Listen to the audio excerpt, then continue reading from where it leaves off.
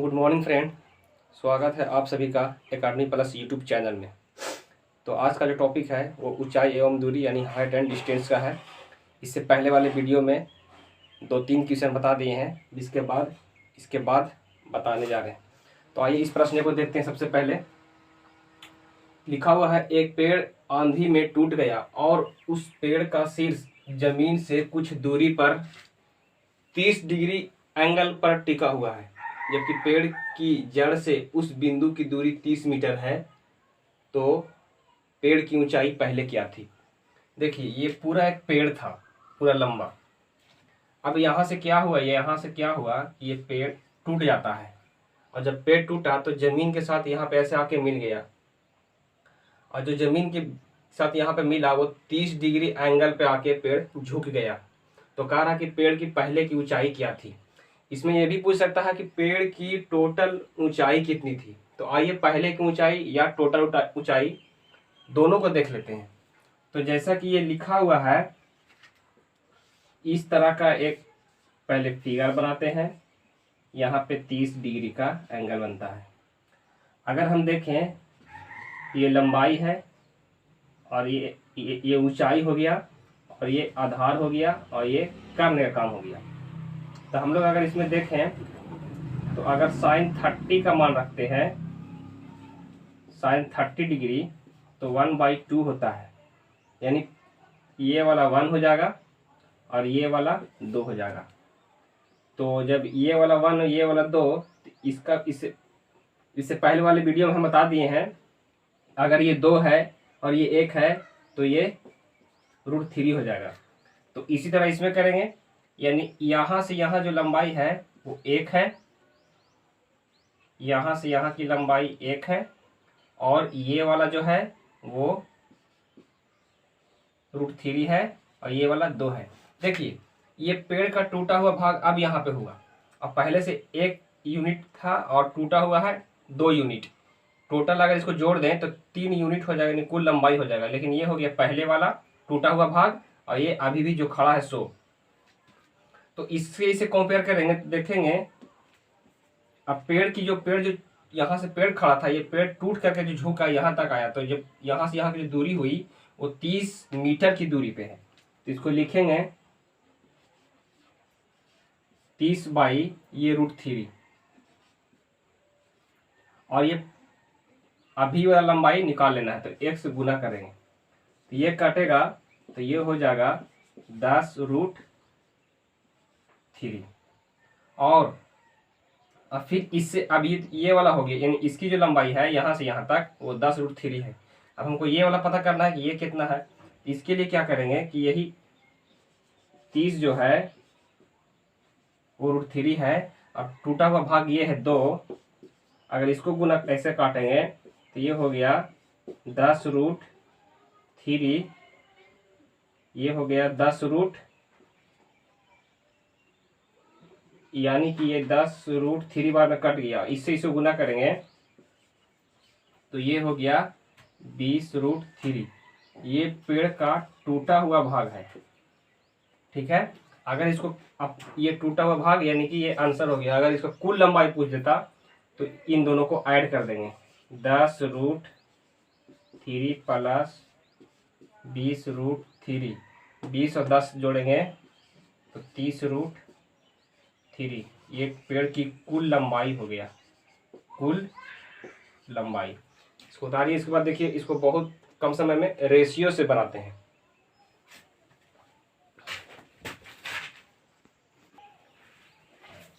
आइए इसको रेशियो से देखते हैं, बहुत ही कम समय में हो जाएगा ये। इसको हमने x माना, इसको z और इसको y। तो हम लोग लिख सकते हैं x/z और x/y।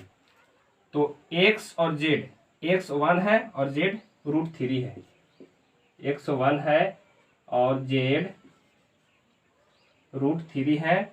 उसी तरह x यहाँ पे भी 1 है और y 2 है। अब देखिए, x x दोनों में कॉमन है, यहाँ भी 1 1 कॉमन है। तो अगर इसको यहाँ 1 से गुना कर दें तो इससे कोई फर्क नहीं पड़ेगा। ये हो जाएगा x वाई एंड जेड। देखिए एक्स 1 से 1 में गुना किए तो 1 आया, और y का वैल्यू है 2, 2 में 1 से गुना किए तो 2 आया, और z का वैल्यू 3, 3 रूट 3 में 1 से गुना किए तो रूट 3 आया। अब देखिए z का वैल्यू यहाँ पे 30 है, 30 है, और यहाँ पे z का जो वैल्यू है वो रूट 3 है। अगर पहले वाला ऊंचाई पूछेगा, यहाँ से पहले की ऊंचाई, तो ये 2 से गुना कर देंगे, यानी पहले की ऊंचाई को हमने y माना है, y को 2 दे रखा है एंगल के हिसाब से, ये कट गया 10 रूट 3 बार में, ये गुना हो जाएगा तो हो गया ये 10 दूना 20 रूट 3, तो ये हो गया आंसर।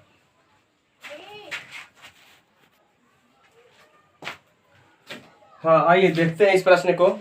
प्रश्न कह रहा है एक पतंग जमीन से 75 मीटर की ऊंचाई पर उड़ रही है, यदि धागा जमीन से थीटा कोण बनाती है जो कॉट थीटा 8/15 है, तो धागा की लंबाई निकालें। इसमें सबसे पहले क्या करना होगा कि एक पतंग जमीन की ऊंचाई से 75 मीटर की ऊंचाई पर उड़ रही है, इस तरह से, ये एक पतंग है। पतंग जब भी उड़ता है तो इस तरह उड़ेगा, खड़ा कभी नहीं उड़ेगा। तो कह रहा कि एक पतंग जमीन से 75 मीटर की ऊंचाई पर, यानी ये वाला जो है सो 75 मीटर की ऊंचाई पर है, उड़ रही है। जमीन धागा, ये धागा या जो है ना जमीन के साथ थीटा का कोण बनाती है, ये वाला थीटा बनाती है। उसके बाद क्या करना है कि इसमें देखना है कि कॉट थीटा, यहाँ लिखा हुआ है कॉट थीटा 8/15, तो कॉट थीटा वाला हम लोग जानते हैं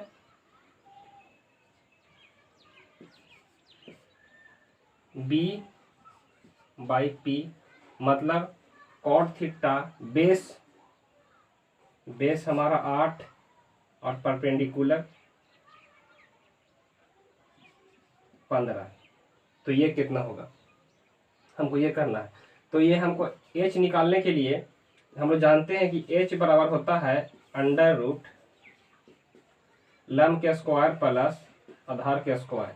इसको पूरा अगर हल कर दें तो 15 × 15 225 प्लस 8 × 8 64, इसको टोटल करेंगे तो 5 4 9 6 2 8 1 1 2, 289 का वर्गमूल निकालेंगे तो 17 हो जाएगा।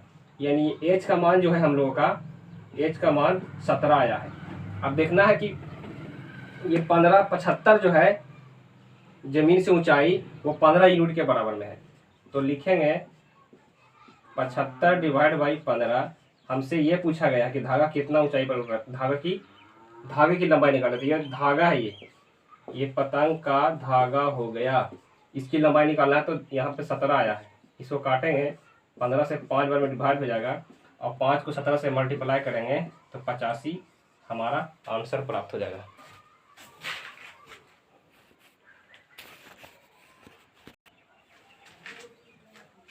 देखिए तीसरा प्रश्न है 12 मीटर ऊंचे खंभे की छाया 4√3 मीटर लंबी है, तो सूर्य का उन्नयन कोण है। ये इस तरह का एक खंभा है, 12 मीटर इसकी ऊंचाई है। कह रहा 12 मीटर ऊंचे खंभे की छाया, ये खंभा की ऊंचाई 12 मीटर है, और इसकी खंभे की जो छाया की लंबाई है वो 4√3 है। तो ये हमको थीटा बराबर पूछा गया है। इसको लिखेंगे ऐसे, 12 है सो 4√3 के बराबर है, इस कट जाएगा 4 × 12 3 बार में, यानी कि 3/√3 आया, 3/√3 आया, और ये इसे कट जाएगा तो √3, थीटा बराबर √3। अब देखिए थीटा बराबर किसका होता है, तो tan 60 डिग्री बराबर होता है √3, इसलिए थीटा का मान हो जाएगा 60 डिग्री आंसर। इसके बाद अब नेक्स्ट बताते हैं। चलिए अगला प्रश्न है कि 24 मीटर और 36 मीटर ऊंचाई वाले दो खंभे को एक शिखर के तार से जोड़ा गया है, यदि तार के समतल के साथ 60 डिग्री का कोण बनाता है तो तार की लंबाई ज्ञात करें। देखिए 24 मीटर और 36 मीटर वाले दो ऊंचाई के खंभे हैं, इस खंभे को समतल के साथ जोड़ा गया है तो तार की लंबाई पूछ रहा है।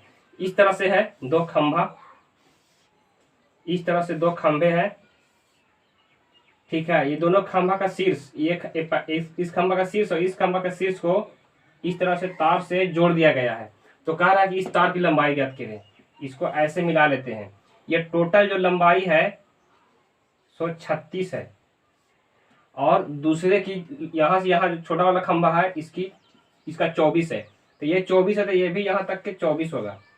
अभी पूरा 36 है, ये वाला भाग 24 है, तो शेष इधर 12 हो गया। कारण समतल के साथ 60 डिग्री कोण बनाता है। देखिए 60 डिग्री कोण बन गया। अब हमसे पूछा गया है ये तार की लंबाई। हम लोग जानते हैं कि साइन अगर 60 रख दे यहाँ पे, तो साइन 60 डिग्री बराबर होता है √3/2। ये हमारा परपेंडिकुलर हो गया और ये बेस हो गया, ये सॉरी हाइपोटेनस हो गया, यानी कि लंब हो गया और कर्ण हो गया। यानी ये वाला जो हमारा है वो 3 है और ये वाला 2 है। अब देखते हैं जो 12 यूनिट है, सो √3 12 मीटर जो है √3 यूनिट के बराबर है। हमको ये पूछा गया है, इसको 2 कर दिए गुना। अगर इसको काट दें तो ये कट जाएगा 4√3 बार में। इसको गुना करेंगे 4√3 में 2 से, तो 8√3 आपका आंसर हो गया। आज के लिए बस इतना ही। मिलेंगे फिर इसी टॉपिक के साथ अगले वीडियो में।